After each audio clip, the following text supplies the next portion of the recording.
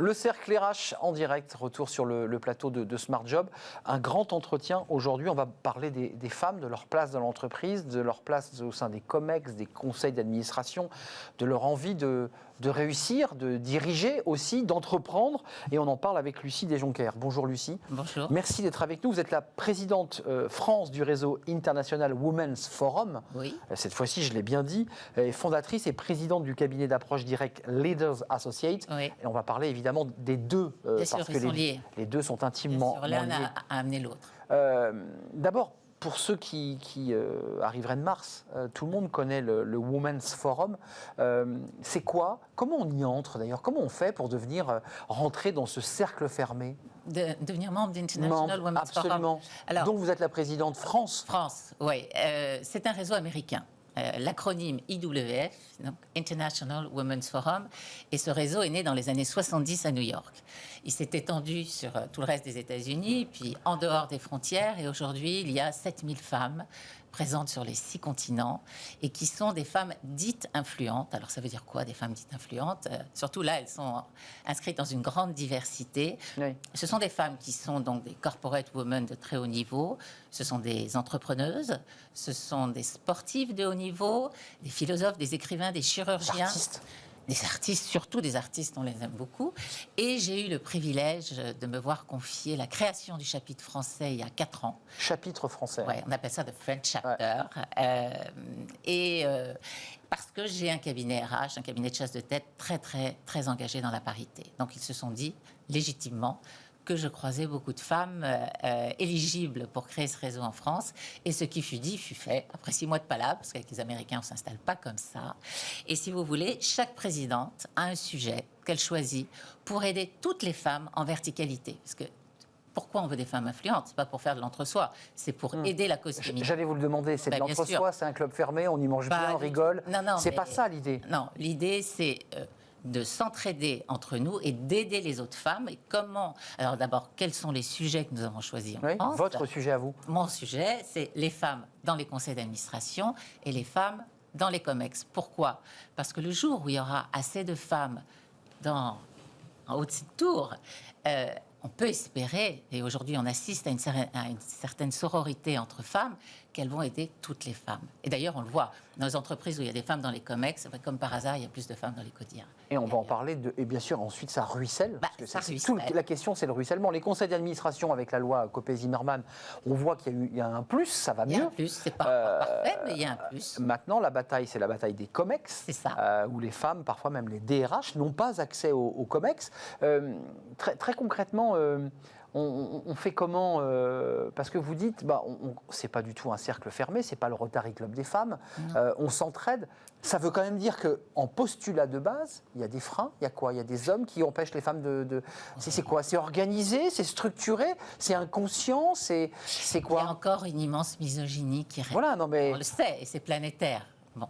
En France, on devient meilleur que de nombreux pays grâce aux quotas. Ces fameux quotas qui sont très controversés parce que même les femmes étaient contre les quotas. Parce qu'elles disent mettre des femmes pour des femmes, c'est contre-productif. Sauf qu'on gagne un siècle. Et l'idée, c'est pas de mettre des femmes pour des femmes, c'est de mettre des femmes éligibles et légitimes. Et ça, il y en a beaucoup. C'est une question qui va peut-être vous choquer, mais... Pendant longtemps, j'ai reçu des femmes sur mon plateau, des femmes politiques. Et parfois, je m'autorisais cette question en disant « Mais c'est quoi la différence entre une femme politique et un homme politique ?» Et une femme m'avait répondu « Vous savez, parfois, une femme politique, c'est simplement un homme en jupe. » Alors, le monde des femmes dans la politique est très difficile. Vous en avez dans ce Women's Forum? On a des députés, on a des sénatrices, bien sûr. Mais je dois dire que je salue leur courage parce que ces messieurs ne les accueillent pas toujours très gentiment. D'ailleurs, on a pu voir à l'Assemblée nationale que certaines députées étaient huées, ce qui ne devrait plus exister aujourd'hui. Moquées. Voilà, moquées. Avec des rappels aux règles. Exactement. Et je ne vous parle pas des propos sexistes.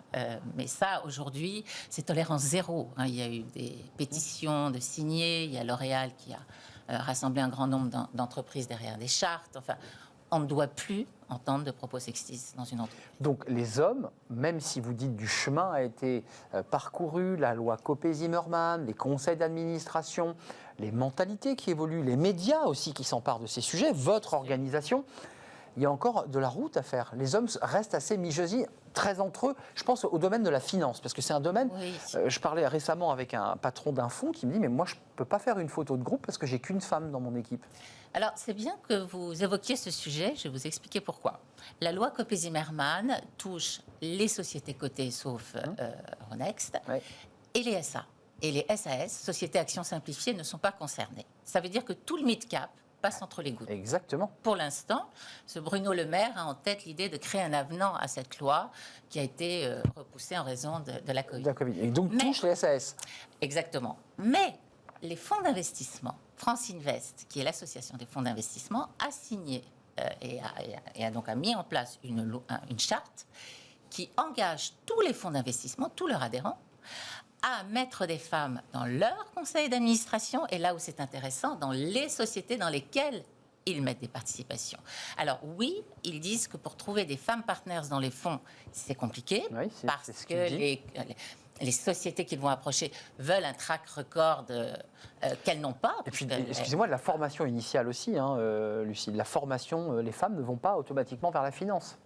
Non. Est-ce qu'il n'y a pas un problème Alors, oui. de fléchage dès le départ? Exactement. C'est pour ça que, dans le cadre de International Women's Forum, nous avons lancé il y a quelques semaines les Assises de la parité. On retrouve toutes les tables rondes sur Assises de la parité. C'était en mai dernier. Hein. C'est ça, c'était le 6 mai dernier. Et là, nous avons eu une grande quantité de sujets évoqués sur les salaires, sur les quotas, sur ce qu'il faut faire en termes de formation, sur les évangélisations des métiers dans la finance que vous évoquez. Donc, tout est là. Et oui, il faut démarrer à la source, c'est-à-dire aller orienter les jeunes femmes vers des études d'ingénieurs Eh oui. qui étaient les métiers d'hommes avant. Voilà, mais tout ça se démocratise quand même. Ça va mieux. Et très concrètement, vous êtes aussi une chasseuse de tête un peu particulière. Parce que 2001, ça démarre. 2012, vous en prenez les rênes. 2013, Leaders Associate.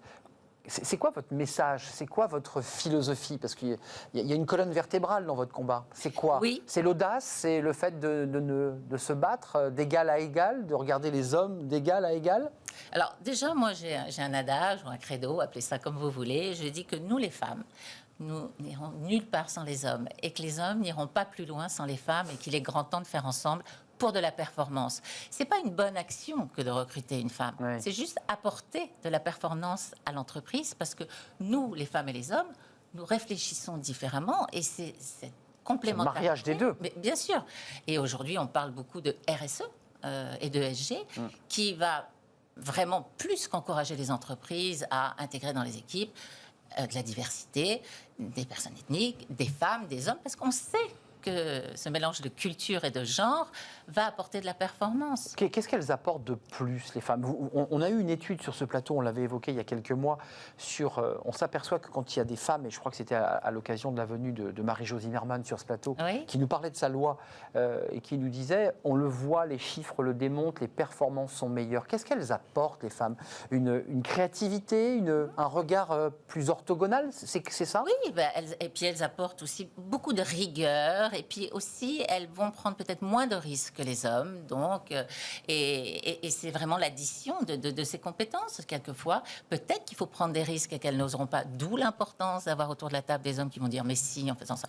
Et puis, elles ont de la vision, et puis en management, elles ont de l'empathie, et on en manque dans les comités de stratégie, bien sûr. Bataille pour la finance, bataille pour l'accession au COMEX. Parlons des entrepreneuses. Oui.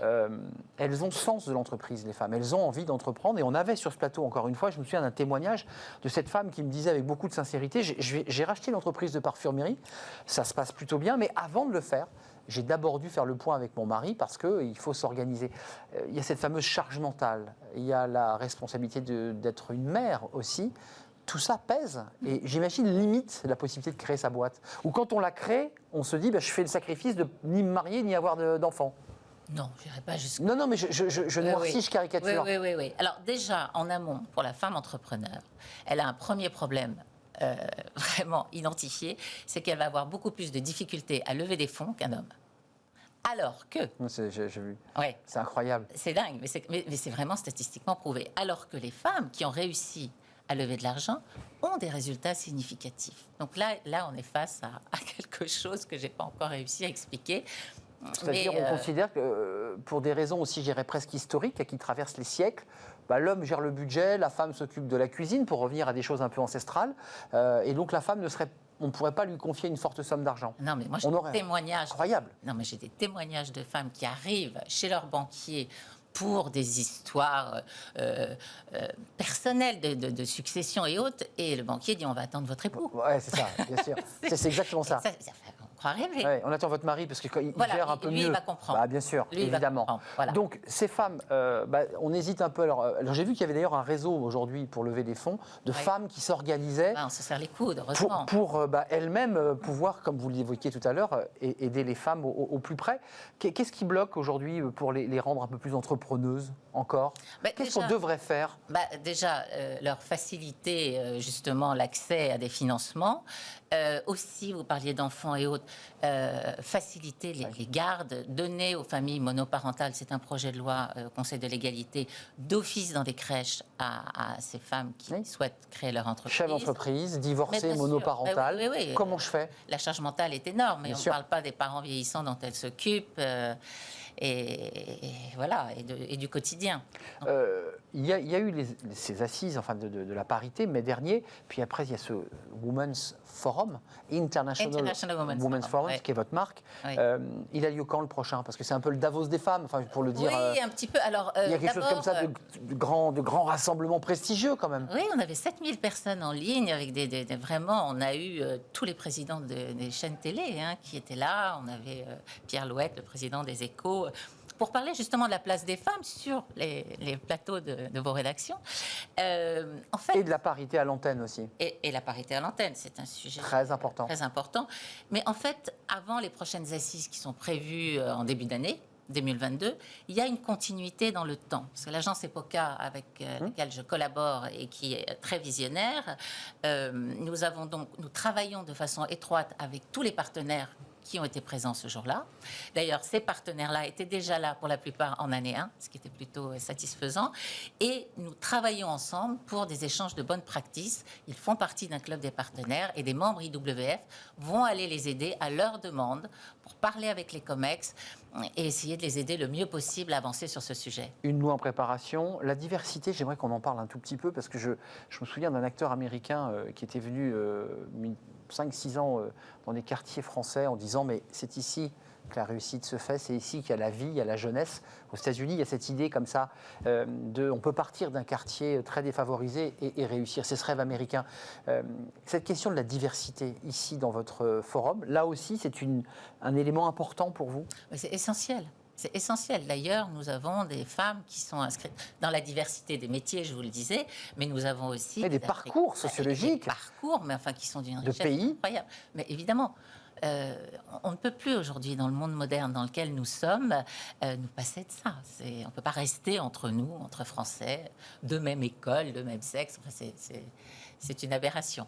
Trois noms comme ça, spontanément, qui émergent de votre réseau ici en France. Quelles sont les femmes aujourd'hui, dans des domaines peut-être différents, qui vous semblent être porteuses à la fois d'espoir et de combativité sur ces questions aujourd'hui? Celles que vous rencontrez, et vous dites, ces femmes, elles portent quelque chose, elles nous disent quelque chose. Un peu toutes, donc c'est difficile d'en sélectionner 3. Dans le monde de l'entreprise par exemple, on demande aux membres d'être actrices de l'événement, de mettre en place des initiatives. Et Anne Lamotte, qui est la directrice générale du groupe ISTA, a mis en place tous les dimanches soirs, là, elle fait venir un expert, elle fait venir des membres et des non-membres, et les enfants de ces membres et de ces non-membres, pour que, sous les conseils de l'expert, ces jeunes soient orientés à bon escient et informés vers des carrières. Donc ça, je trouve ça plutôt pas mal.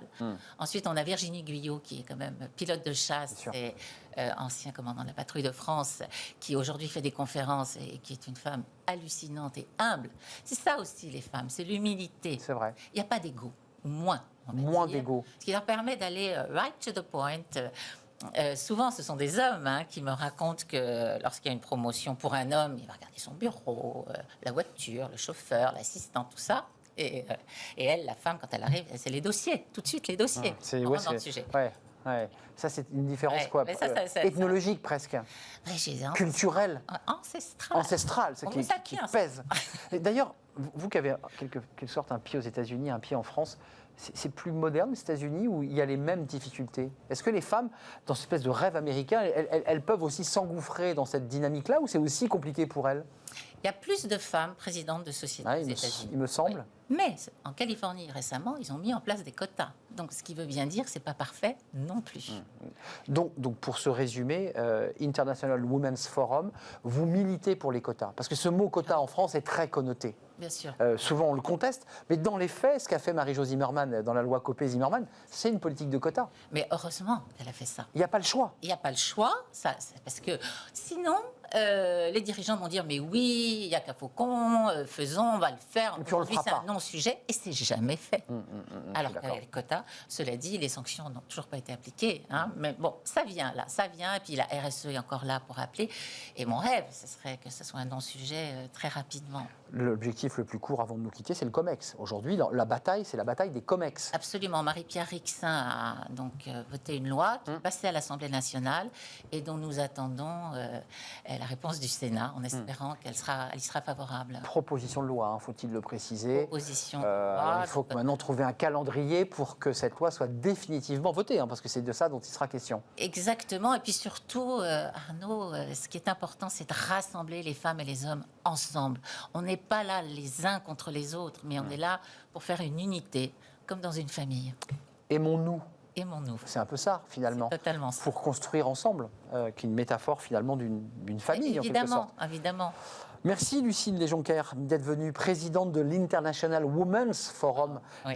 Parce que c'est une marque IWF avec votre grand événement en présentiel cette fois-ci. Les prochaines, les assises de la parité. On croise les doigts qui se fera physiquement sur scène. On l'espère, mais peut-être aussi à distance pour ceux qui sont en province, qui n'ont pas pu venir.